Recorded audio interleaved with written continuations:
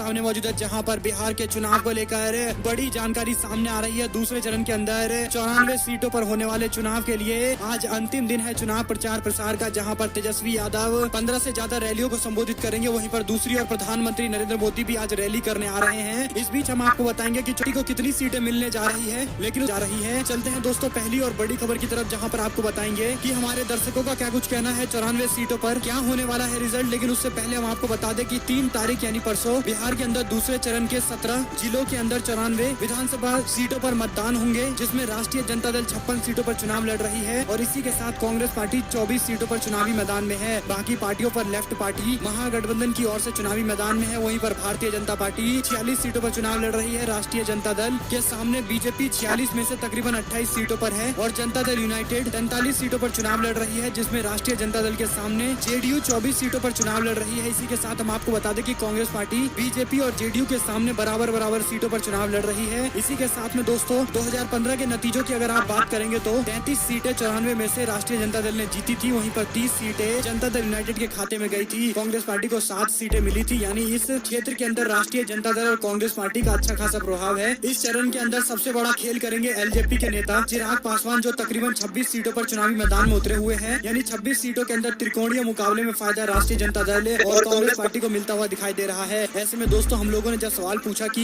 दूसरे चरण के मतदान में कितनी सीटों पर महागठबंधन चुनाव जीतने जा रहा है, तो तकरीबन 90% लोग बोलते हैं कि महागठबंधन इस बार काफी मजबूत दिखाई दे रहा है और 60 से ज्यादा सीटें बीजेपी और जनता दल यूनाइटेड सरकार बनाने की रेस से बाहर हो जाएगी। आप लोग का क्या कुछ मानना है? क्या 2 चरण के अंदर ही महागठबंधन सरकार बनाने की स्थिति में आ सकता है या नहीं आ सकता है? दोस्तों आप लोग की क्या कुछ राय है, जरा कमेंट बॉक्स में लिखकर बताइएगा। और एक और जानकारी की माने तो भारतीय जनता पार्टी की चुनावी सभा के अंदर पार्टी के कार्यकर्ताओं ने बीजेपी की रैली में जमकर हुड़दंग मचाया है और यहाँ तक कि बीजेपी की रैली में जमकर कुर्सियां टूटी है। दरअसल दोस्तों रक्सौल के अंदर भारतीय जनता पार्टी विधानसभा चुनाव के लिए पार्टी के स्टार प्रचारकों की जनसभाएं करा रहे हैं, लेकिन इस दौरान पार्टी के कार्यकर्ताओं में नाराजगी काफी ज्यादा देखने को मिली। यहाँ तक कि पार्टी के कार्यकर्ताओं ने रैली के अंदर जमकर हुड़दंग मचाया और तकरीबन रैली में मौजूद सभी कुर्सियों को तोड़ डाली। दरअसल दोस्तों बीजेपी के नेताओं ने कहा कि सब कुछ ठीक है, लेकिन पार्टी के कार्यकर्ताओं ने कहा कि वह नेताओं के द्वारा किए गए प्रबंध को लेकर काफी नाराज थे। और यही नहीं, बीजेपी के नेता निरहुआ केवल 5 मिनट तक भाषण दे पाए और वहां से चले गए। ऐसे में ये बड़ी जानकारी सामने आ रही है, जहां पर बीजेपी की रैली में पार्टी के कार्यकर्ताओं ने ही हुड़दंग मचाया है। चलते हैं एक और जानकारी की तरफ, जहां पर नीतीश ने आबादी पर आरक्षण की बात कही थी। भारतीय जनता पार्टी जबरदस्त तरीके से बैकफुट पर आ गई है। मुख्यमंत्री नीतीश कुमार ने बीते दिन वाल्मीकि नगर के अंदर एक सभा को संबोधित करते हुए जनसंख्या के आधारित आरक्षण की बात कही थी, जिसको लेकर सवर्ण समाज के अंदर काफी ज्यादा नाराजगी देखने को मिल रही है। हम आपको बता दें कि भारतीय जनता पार्टी को इस पूरे मामले पर सफाई देने की स्थिति आ गई है, जहां पर बीजेपी के नेता और केंद्रीय मंत्री रविशंकर प्रसाद ने कहा कि आरक्षण को लेकर हम साफ कह देते हैं कि कानून के हिसाब से सब कुछ चलेगा,